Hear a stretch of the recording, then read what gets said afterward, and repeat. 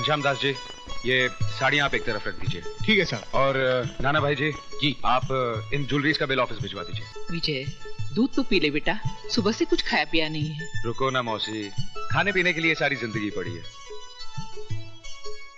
ये हार हटा दीजिए, ये इतना भारी है कि मेरी मधु की गर्दन लचक जाएगी। बेटा पहले दूध तो हे भगवान, दूध गिर गया। तो क्या हुआ, आसमान थोड़ा ही टूट पड़ा है। ये अपशकुन है बेटा। अरे मौसी, 20वीं सदी में रहकर तुम 13वीं सदी की बात करती हो। नाना भाई जी, मैं कपड़े बदल कर आता हूं।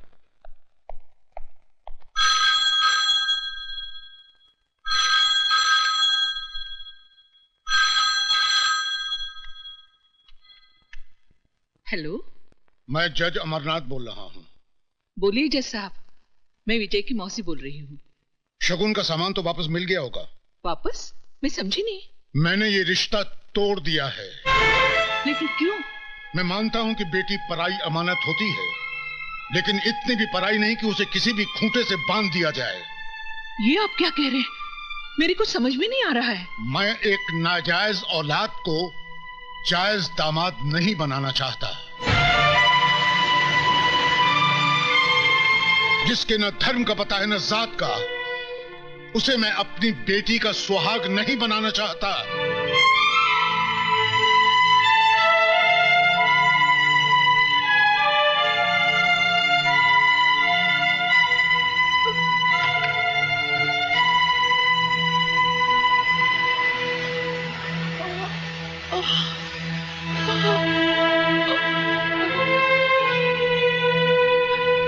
मौसी जी, ये साड़ियाँ कहाँ रख दूं? बाहर कचरे के डिब्बे में। जी? तुमने सुना नहीं? ये सब उठा के ले जाओ यहाँ से, फेंक दो इन्हें घर से बाहर। मौसी, ये क्या कह रही हो तुम? मुद्दतों के बाद तो खुशी की एक किरण घर में आई है, उसे भी बाहर फेंक देना चाहती हो तुम? क्यों मौसी, क्यों? काश मैंने तुझे अपनी कोख से जन्म दिया होता। जन्म नहीं दिया तो क्या हुआ, पाला तो है तुमने। यशोदा देव की नहीं बन सकी कभी। कौन कहता है? ये दुनिया। मैं नहीं मानता इसी दुनिया को। इसी दुनिया में अमरनाथ भी रहते हैं। जज साहब, क्या कहा उन्होंने? तेरी शादी मधु से नहीं हो सकती। क्यों, क्या कमी है मुझ में? तेरे पास तेरे बाप का सर्टिफिकेट नहीं कि तू उसका बेटा है। तू जायज नहीं, नाजायज है।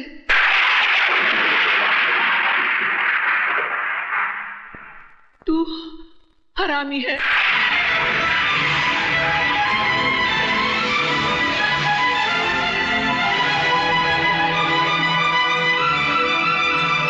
साहब, ये सामान जज साहब ने वापस भेजा।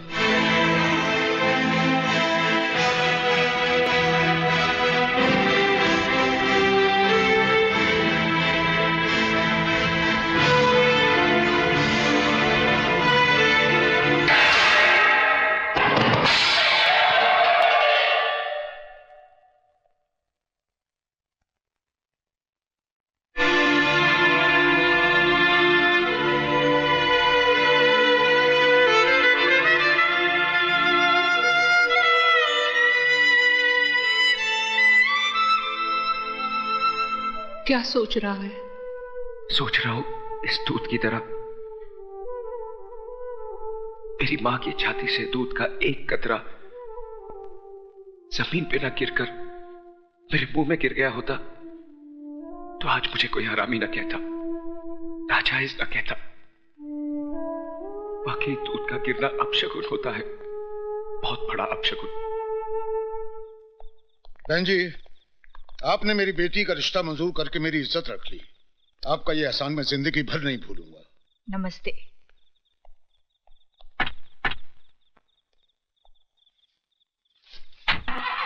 नमस्ते। चल चुप हो जा, तेरे पापा को फोन करती हूँ। I love you. चल।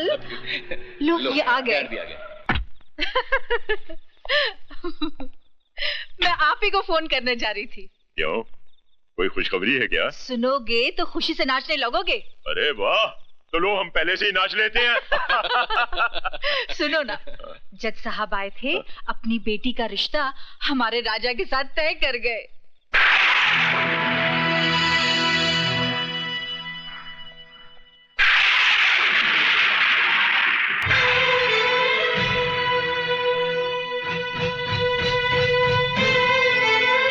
क्यों आई है यहाँ? आपसे भीख मांगने। भीख में इंसान 2 पैसे या 2 रोटी देता है, अपने जिगर के टुकड़े या अपने खानदान की इज्जत नहीं देता। जज साहब, मैंने विजय को अपनी कोख से जन्म तो नहीं दिया, लेकिन अपनी छाती से लगाकर उसे पाला जरूर है। मैं उसके स्वभाव को अच्छी तरह से जानती हूँ। उसके दिल की धड़कनों को मीलों दूर बैठकर मैं सुन सकती हूँ। अगर उसे मधु का प्यार नहीं मिला तो वो खुद को मिटा देगा। जज साहब, वो खुद को मिटा देगा। जो इंसान पाप के बीच से पैदा हुआ हो उसका मर जाना ही बेहतर है। डैडी, विजय की जिंदगी कोई आपकी अदालत का मुकदमा नहीं है जिसका फैसला जब चाहा आपने सुना दिया। वो मेरा प्यार है, मेरा सुहाग है। आपको कोई हक नहीं है कि मेरे माथे से विजय के नाम का सिंदूर मिटा दें। मधु! चिल्लाकर आप हमारे प्यार की आवाज को दबा नहीं सकते। हमने मोहब्बत की है और इस आग को जो भी बुझाने की कोशिश करेगा वो खुद जलकर राख हो जाएगा। मारिए और मारिए, आप आपका हक वसूल कीजिए और मैं महबूबा का फर्ज अदा करूंगी। मैं तुझे जिंदा नहीं छोड़ूंगा।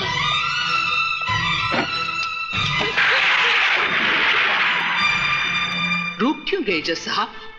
चलाइए गोली। मेरी जिंदगी तो मेरे बेटे के काम नहीं आई, शायद मेरी मौत ही उसके लिए वरदान बन जाए। Get out from here! जा रही हूं जज साहब, लेकिन एक बात याद रखिए, इन मोटी मोटी किताबों से आदमी इंसान नहीं बन पाता। इंसान बनने के लिए उसे दुनिया की भट्टी में तपना पड़ता है। आप तो इंसान भी नहीं बन पाए, फिर आपको जज किसने बना दिया?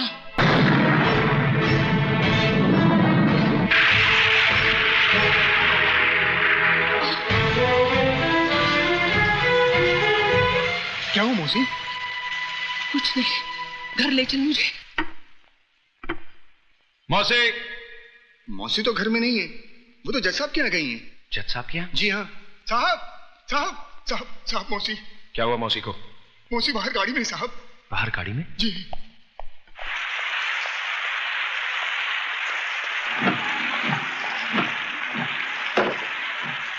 आखिर वही किया ना तुमने जो मैं नहीं चाहता था।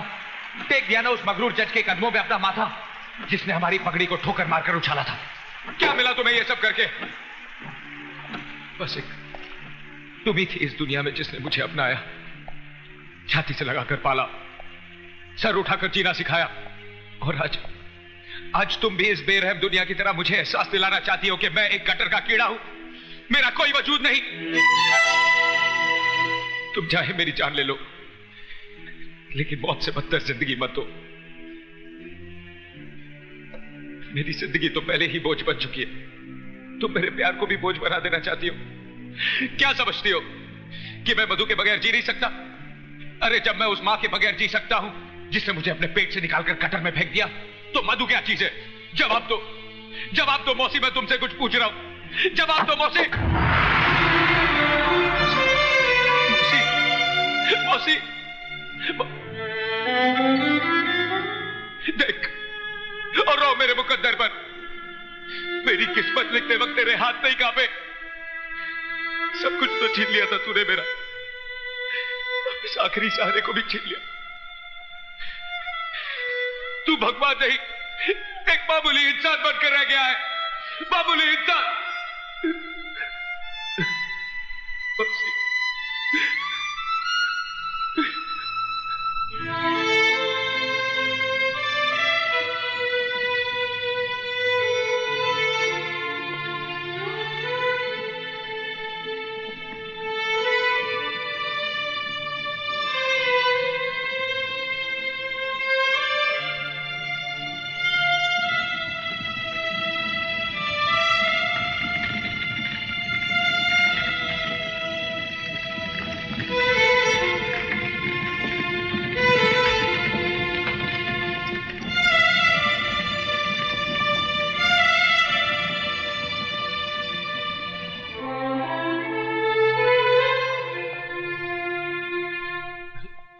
क्या कर रहे हैं आप? बस कीजिए साहब। जो तूफान आपकी जिंदगी में आ गया है, उसकी वजह से आप अपने आप को क्यों मिटा देना चाहते हैं? जिए तो किसके लिए? जिस मां ने जन्म दिया वही छोड़कर चली गई। एक मां मिली जिसने अपने आंचल में सारी दुनिया की नजरों से मुझे छुपा लिया। तुम्हारे भगवान ने उसे भी मुझसे छीन लिया।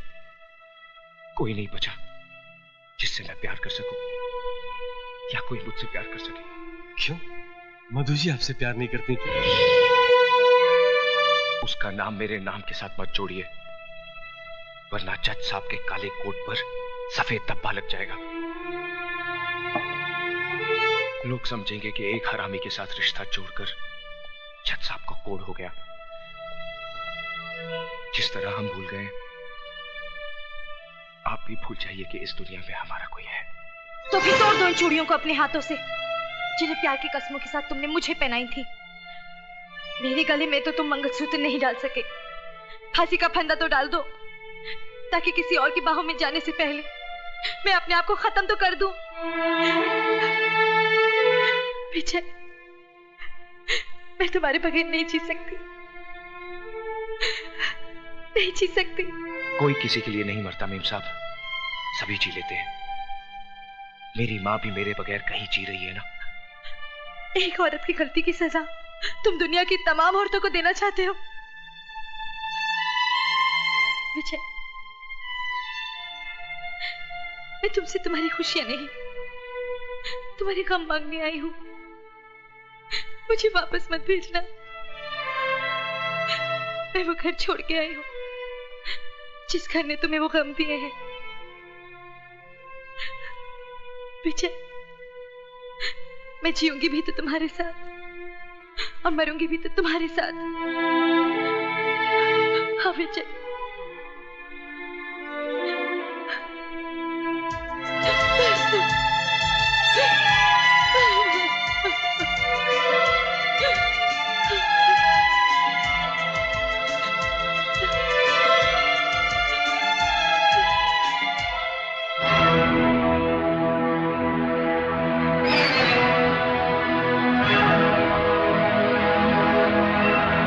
तुम अपने आप चलकर मेरे पास आती हो, या मैं इस हरामी की लाश पर चलकर तुम्हारे पास आऊं? इस हरामी की लाश पर चलकर तुम्हारे पास आऊं?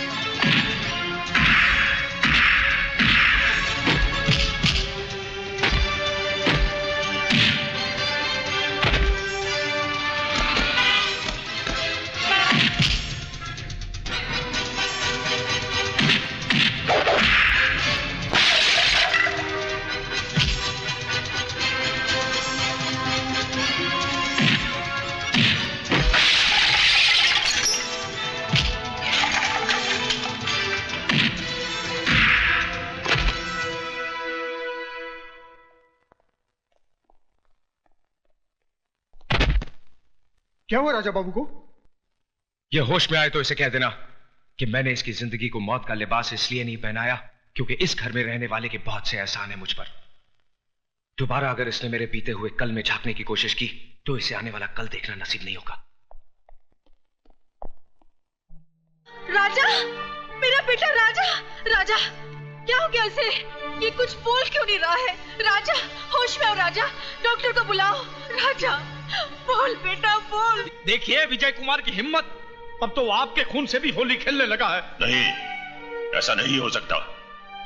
इसमें जरूर राजा की कोई गलती होगी।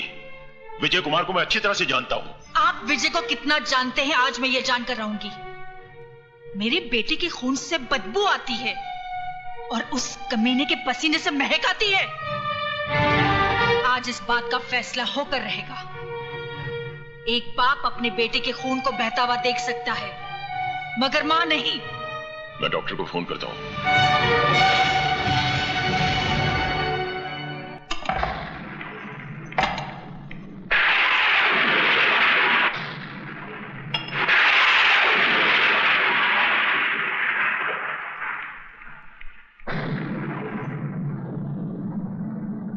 अंधेरे में बैठकर अपना मुंह क्यों छुपा रहा है?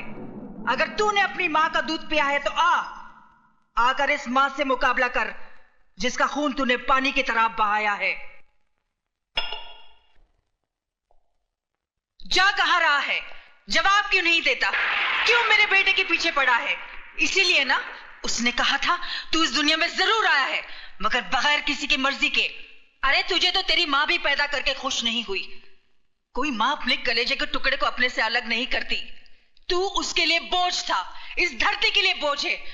अगर तुझ में जरा सी भी गैरत है तो चुल्लू भर पानी में डूबकर मर जा, या तो अपने हाथों से अपना गला घोट ले, क्योंकि तू हरामी है, हरामी है, हरामी, हरामी है, हरामी।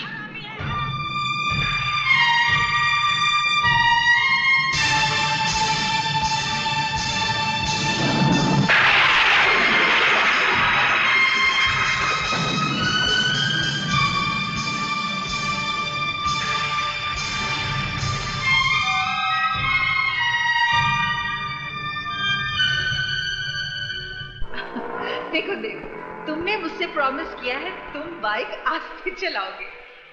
तुम्हें पता है मुझे बहुत डर लगता है।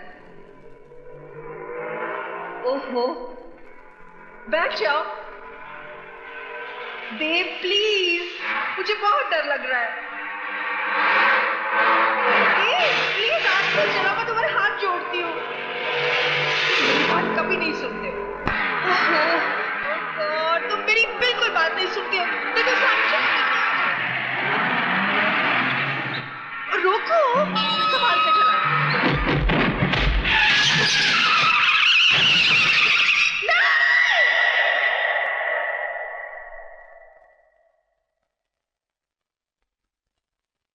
रुक क्यों गई? आगे बढ़िए और घोट दीजिए मेरा गला। सच कहती हैं आप।